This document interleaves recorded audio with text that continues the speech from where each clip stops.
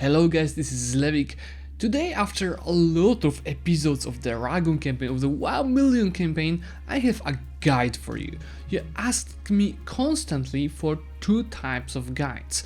Guides about the stacks in the game and guide about the reinforcements. Today I'm going to start with the first one, so the stacks guide. I'm going to divide the guide into three parts. First one will be about the early game, second one will be about the mid game, and third one with the late game. In each of them I'm going to show you examples of two types of stacks. First of them is the siege stack, so one that the goal is mainly to siege provinces, and mainly that, not fight too much, and second one is a fight stack, which should be as efficient as possible to take up the fights both in the single player and the multiplayer. Early game siege stack is a pretty easy case because you simply don't have any artillery, and that means you're just keeping as low amount of troops as possible, so it's either the minimal amount to reduce the attritions of 3000 on level 1 fort and 6000 level 2 fort, or a little bit more if you know that your enemy is running around with bigger stacks, just counter it. Combat stack is a little bit more complicated. In general, I suggest keeping it in around your supply limit in most of the provinces, but don't go over the combat width. Why, I will show in a second. So for example, if the combat width is 20, you can go with 16 or 14k troops, depending on how much you can afford and the supply limit. You can think about getting cavalry in your troops. In general, it's not really worth because they're not really cost effective, but in early game you can think about 4000 of them for the using of the flanking range, so it's especially great if you have more numbers than your enemy and you want to stack wipe him quicker. But in general, my position is that cavalry is not worth the price, and 4000 is the maximum that you can get in the early game, and only if you can really afford it. Of course, different cases here, if you're playing a horde or nation with a lot of modifiers to the cavalry, then you can consider making it more if you have money for that. Very important point over here is to don't make battle stack more than the combat width. So if the nation's combat width is 20, you can for example go 16, 4, 0 to fight. If you take a single more troop than that, it will end up in the second row where he's doing absolutely nothing except losing his morale. But how to reinforce the battles and use your combat width properly, I will talk in another guide about the reinforcements. Here are the basics and the reasoning for that. In the mid game, when the artillery unlocks, it gives you way more flexibility on what you should do. And this is the main thing that you need to remember. There's no such thing as perfect stack. It will always depend on your situation, on your strategy, for the types of opponents that you have in the army, and your financial situation.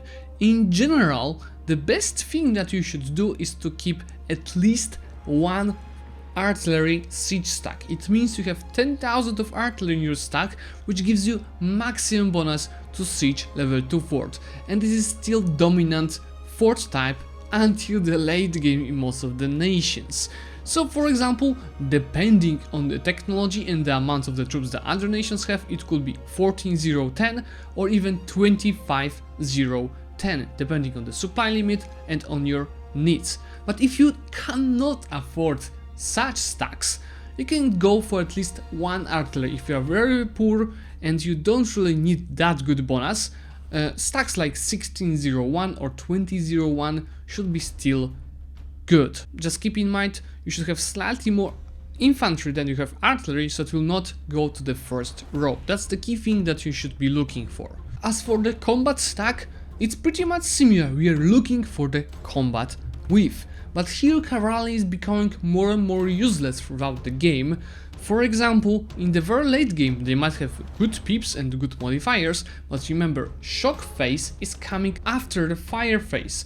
So it means cavalry is starting doing some damage after receiving a lot of damage in the fire phase. So they're not that useful, and at the same time they cost way too much and they're not cost effective. So if you don't have any cavalry modifiers, I personally suggest to get rid of it in the mid game. Here again we have two types of situations that you want to use your battle army.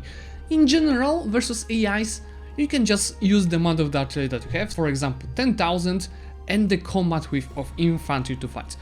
But if you'd like to be 100% effective, or you play a multiplayer, then you should also have the amount of the combat width of the artillery and start with such amount in the battle. As for the infantry, you should cover at least as well the combat width or slightly over it, and of course reinforce the battle as fast as possible so your artillery will not end up in the first row. But more about this again in the reinforcements guide. So for example, here on the technology number 11 we have 27 combat width, so your stack could be 27-0-27 if you are able to reinforce battle quickly, if not 30-30-few-0-27. You don't need more artillery because it will just be in the reserves doing nothing, and you don't need more infantry because it will also just go into reserves. So this is optimal stack for your fully effective using of artillery. Of course, until technologies 16 and 23, artillery is not doing much damage, but remember, if you want to be fully effective, it's always great to have that because of two reasons. You need to understand how artillery is working on the battle. They are doing 50% of their damage in the second row, and they are taking double damage on the first row. So you want to keep them in the second row, because what they also do, they give half of their defensive pips to the first row. So they're making infantry and cavalry in the first row getting less casualties, which is great. So again, if you want to be fully effective, full back of artillery is great, even though artillery is not doing that much damage. So it's up to you if you have money to do so. Just in my opinion, you should use that even with the multiplayer, it's must have. Why on the single player it's not necessary, because AIs are not playing well in the mid game of the full back rows. But for example, if you're heavily outnumbered and you're fighting a superior enemy, this strategy will help you win the war, and I was showing you that multiple times in saving your ranged campaigns. Late game is getting really interesting. As for the siege stacks, I think from most of the game, stack 25-0-10 around the late game should be alright, because most of the AIs keep level 2 forts, and this is great for it. You just need some infantry to be able to fight with your enemies.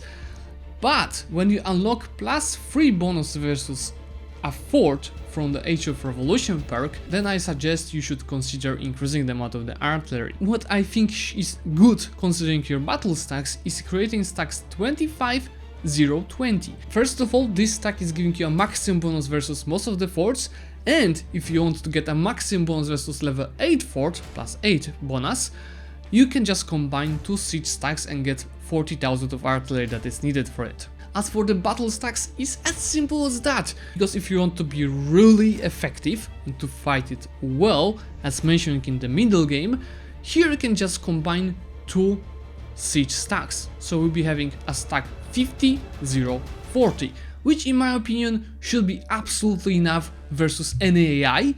Why in the multiplayer it will depend who you're going to ask, what is the situation, what is the strategy of the player, but that's the topic for another video probably. So why this stack is great? Because since technology 26 your combat width is 40, so you're having 40,000 of artillery. You don't need more, because as said you will do nothing, and you just need slightly more than combat width of your infantry, because on this technology you do so much damage that this infantry is just vanishing and artillery might get into the first row. That's why you should keep around more than combat with infantry and be ready to reinforce the battle anytime if you know that your enemy is also fighting with a lot of troops. But against most of the AIs, it should be really easy to defeat them, even with the stacks 25-0-20, but 50-0-40 is a superior stack that should do with any AI.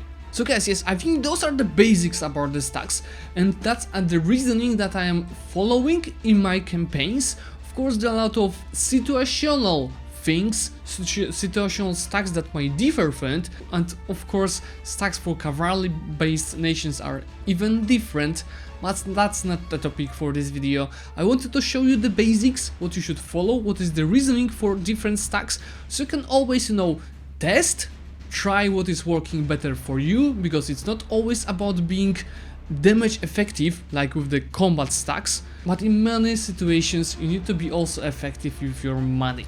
So you should consider the reasoning I just showed you here. And that's all for today. So guys, if you like this type of video, and if you do like to get this video about reinforcements and the movements in the war, please leave a like and comment this video, and maybe you will give me any suggestions. For today, thank you so much for watching, and I will see you soon.